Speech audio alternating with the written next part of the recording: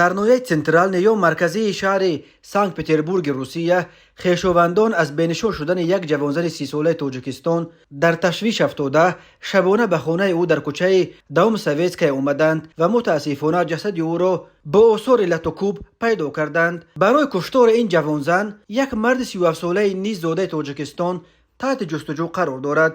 بنا به گزارش نشریه محلی نیو تودی، نزدیکی های نیمه شب چهارشنبه 12 ایول سال 2023 به پلیس درباره یافت شدن یک جسد در منزل دوم سویتسکی خبر دادند. کارمندان پلیس به جای حادثه آمده جسد یک زن 30 ساله زاده تاجیکستان را پیدا کردند. جسد را با علامت های زیاد لتوکوب به مرگ فرستادند و تشخیص باید سبب مرگ این جوانزن را معلوم کند. خویشاوندان این زن که در آن منزل قرار داشتند و از آنها به پلیس و یاری تاجری زنگ زدند. خبر دادند که این جوانزن به زنگ‌ها جواب نمیداد و آنها مجبور شدند که در منزل اجاره او را با زوری کشاده درآیند. آنها گفتند که مرده جوانزن را در روی کت خوابش پیدا کردند.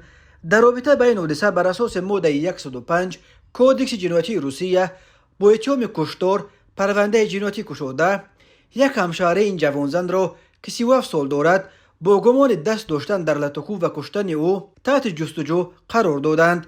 به او برای آدمکشی تا 15 سال زندان تهدید می‌کند. هر سال در روسیه به علت‌های مختلف تا 1000 نفر از زادگان تاجیکستان می‌میرند.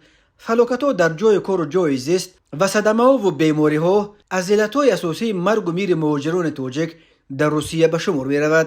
ولی هر سال در این ملک غربت 10 تن از زادگان تاجیکستان با مرگ مجبوری ترک این دنیا می‌کنند. چندین نفر آنها متاسفانه با دست هموطن‌های خودشان کشته می‌شوند.